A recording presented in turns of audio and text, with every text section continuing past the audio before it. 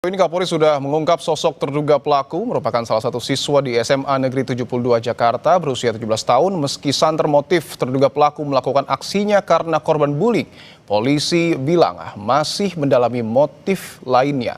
Kita bahas bersama analis teroris sekaligus Guru Besar Universitas Bhayangkara, Profesor Hermawan Sulistyo atau Prof. Kiki, dan juga Ketua KPAI Ibu Margaret Aliatul Maimunah. Prof. Kiki dan Bu Margaret, selamat petang. Selamat petang. Selamat petang, Mas. Baik, saya ingin ke Prof. Kiki dulu. Prof, bahwa Kapolri menyebut sudah mengidentifikasi pelaku ini adalah siswa SMA 72 Jakarta. Motif sedang didalami. Apakah betul pelaku merupakan korban bully ataupun terpapar paham radikalisme? Bagaimana Anda memaknai hal ini? Pertama, ini bisa cepat ya polisi karena ada HP yang begitu ditangani polisi, olah TKP-nya, HP-nya dibuka, itu dari HP itu ketahuan bahwa dia dibully gitu. Yang kedua, konteks TKP-nya sangat memungkinkan untuk bekerja cepat gitu. Yang ketiga, kategori seperti ini kalau belum ada bukti bahwa dia di dalam satu jaringan yang lebih luas, itu bisa dibilang lone wolf. Kalau lone wolf, anjing yang sendirian, istilah terorismenya itu lone wolf, itu kasusnya lebih pada psikologi, lingkungan setempat gitu. Dan senjata mainan yang dipakai juga tidak membuktikan ada jaringan yang lebih luas. Di satu senjata itu tertulis Agartha misalnya, Agartha belum ada data tentang jaringan teroris, apalagi internasional, meskipun namanya itu nama internasional. Jadi lebih fokus kerja polisi. Oke, tapi kalau dilihat dari ledakannya, daya ledaknya, Prof. Kiki, apakah ini termasuk low explosive atau high explosive? Kalau pengalaman saya ya tidak, itu low eksplosif ya, tetapi istilah low eksplosif ini bisa menyesatkan. Kenapa? Low eksplosif atau high eksplosif itu bukan dilihat dari daya rusaknya gitu ya. Jadi bukan semata-mata dari daya rusaknya. Antara batas low eksplosif dan high eksplosif ini bukan dari bahannya, tetapi dari batas kerusakan yang ditimbulkan. Nah, kalau low explosive ya dia lebih gampang cari bahannya. Mercon keras pun itu disebut low explosive. Oke, apakah ini kemudian akan ada mungkin keterlibatan pihak lain, itu kita akan bahas nanti. Tapi saya ingin ke Bu Margaret dulu. Ibu, apakah KPAI memiliki informasi apakah betul ada motif bully atau mungkin terpapar radikalisme sehingga pelaku yang notabene-nya adalah siswa SMA 72 ini melakukan aksinya? Terima kasih, Mas. Kalau untuk kaitannya dengan apakah terduga pelaku ini adalah korban bully, dari hasil komunikasi saya dengan penyidikan di kepolisian, itu memang belum ada kepastian terkait dengan situasi dan kondisi tersebut.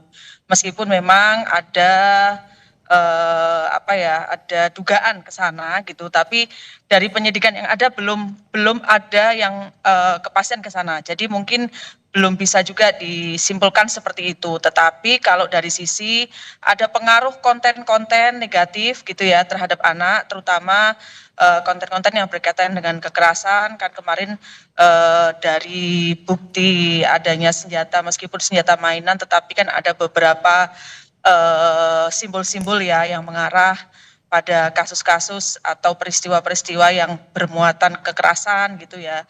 Misalnya dia juga menuliskan ada peristiwa tahun 2019 yang pengeboman juga di masjid di luar negeri, misalkan salah satunya. Ya ini kami menduga bahwa yang bersangkutan itu memang terpapar beberapa konten-konten yang bermuatan kekerasan. Oke, kita akan dalami apakah betul KPAI sudah mewawancarai orang tua ataupun orang terdekat dari terduga pelaku. Kita akan bahas bersama usai jeda. Tetaplah bersama kami di Kompas Petang.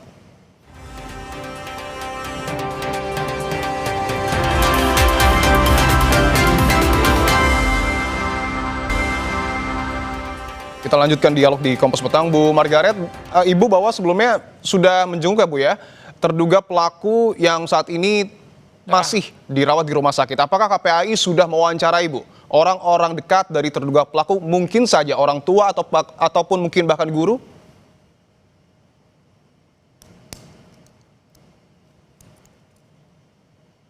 Berarti nggak ada suaranya memang. Bu Margaret? Ya.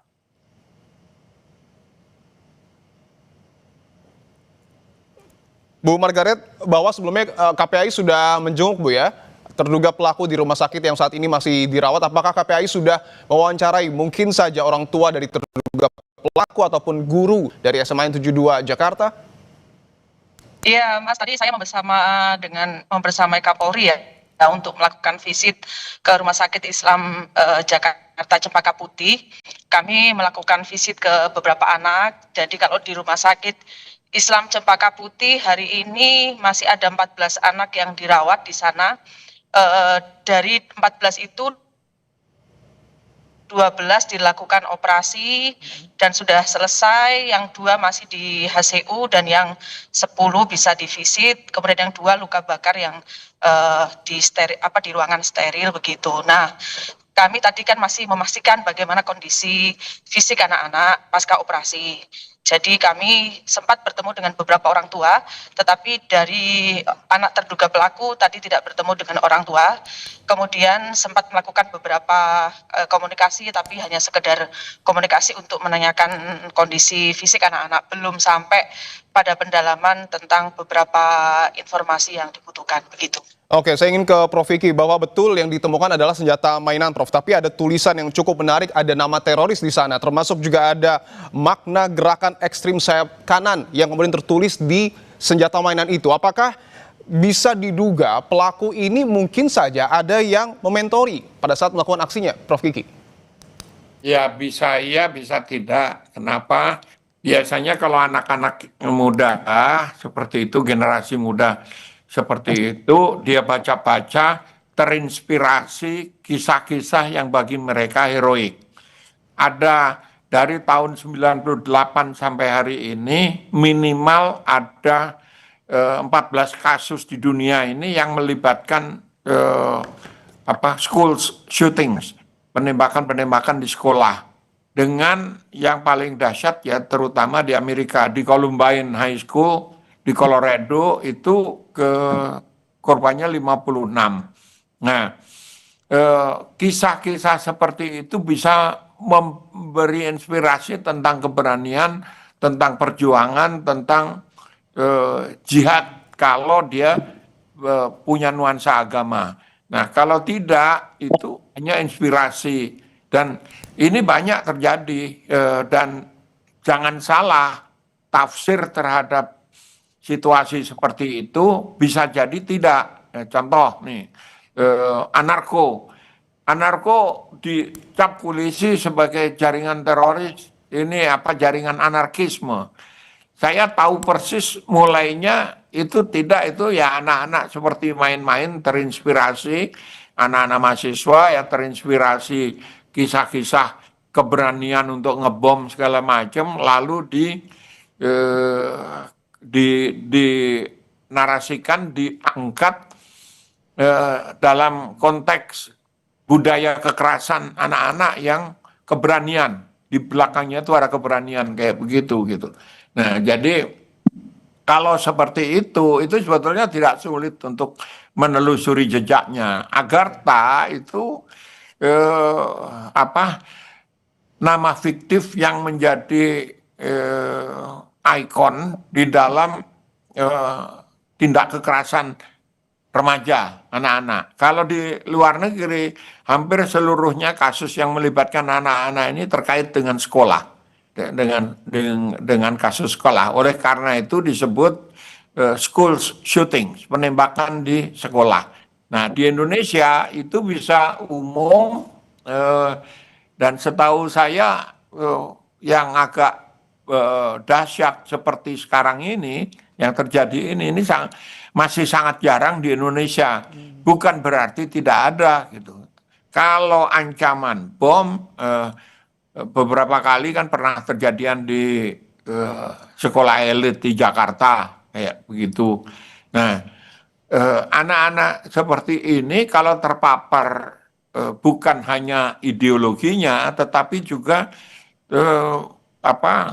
kemampuan untuk merakit Betul. atau mendapatkan handak bahan peledak itu yang jauh lebih penting bagi saya. Artinya menurut Anda, apa yang kemudian membuat terduga pelaku ini bisa membuat bahan peledak, bahkan mengakses alat-alat yang kemudian dapat digunakan untuk meledakkan sesuatu?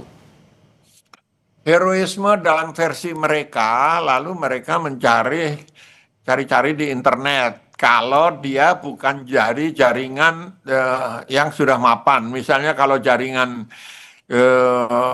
teroris gitu, yang muda-muda, yang masih sekolah, masih kuliah, kayak gitu, kontak antar mereka itu memungkinkan untuk menguasai teknik-teknik membuat bom seperti itu gitu loh. Kalau yang agak lebih rumit misalnya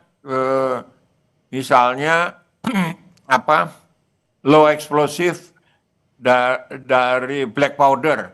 Ya. Karena mencari bahannya sekarang lebih sulit. Kalau beli bahan lebih dari 1 kilo, itu sudah harus dilaporkan ke polisi oleh penjual bahan peledak itu. Tetapi kalau dia tipenya shrapnel, ngambil dari mercon aja, mercon gede, diambil itu bubuknya, dibuat itu dikasih paku, itu bom juga, mematikan juga, seperti di kasus bom Tamrin. Nah, ini belum ditemukan paku segala macam di SMA 72 ini. Jadi ini bukan tipe shrapnel, ini tipe yang lain. Artinya saat ini apa yang harus dilakukan oleh polisi, Prof, untuk kemudian betul-betul mendeteksi apa yang sesungguhnya terjadi dan dilakukan oleh terduga pelaku? Mulai dari TKP itu sudah dilakukan ya. Jadi mulai dari TKP, lalu penyelidikan terhadap jenis bahan peledaknya ini apa. Kalau jenis bahan peledaknya itu mercon yang keras, yang besar, yang ini dikasih paku enggak? Rasanya tidak, karena korban-korban ini tidak ada yang kena paku. Berarti bukan shrapnel. Kalau bukan shrapnel, itu dari mana? Lalu ditelusuri ke situ, bagian dari jaringan atau bukan. Kalau bukan lone wolf, gampang. Tinggal psikolog yang nangani. Gitu. Oke, baik. Artinya TKP dan jenis bahan peledak ini harus dideteksi oleh polisi. Saya ingin ke Bu Margaret. Bu Margaret, apakah ketika nanti terduga pelaku kondisinya sudah membaik, apa yang kemudian akan dilakukan oleh KPAI dalam mendalami peristiwa ini? Yang pasti kan kalau sudah dipastikan kondisi fisik anak-anak korban termasuk anak terduga pelaku, tentu kan berikutnya adalah pendampingan psikologis yang tidak boleh ditinggalkan ya. Karena pasti anak-anak ini dalam kondisi trauma. Dan juga kami menyampaikan bahwa yang membutuhkan pendampingan psikologis tidak hanya 96 anak yang sudah mengakses pelayanan medis, tapi juga anak-anak yang ada di sekolah yang menyaksikan pada saat terjadi ledakan itu juga sangat penting untuk dilakukan pendampingan psikologis. Karena pasti juga anak-anak yang meskipun tidak mengalami luka, tapi mereka juga pasti mengalami trauma sehingga butuh pendampingan psikologis. Dan kemudian mohon izin Prof, tadi pada saat berkunjung temukan ada ada anak yang kena paku Prof di kakinya. Satu paku atau beberapa paku, Bu? Kayaknya satu sih tadi saya ngelihat. Ya meskipun udah diambil, saya dilihatin fotonya. Gitu, tapi saya nggak ngerti yang lainnya apakah juga ada yang mengalami hal yang sama gitu. Oke, dan ini semoga bisa menjadi temuan baru dan menjadi jejak lanjutan untuk polisi agar dapat mengungkap kasus ini. Terima kasih Prof Kiki dan juga Bu Margaret telah bergabung di Kompas Petang.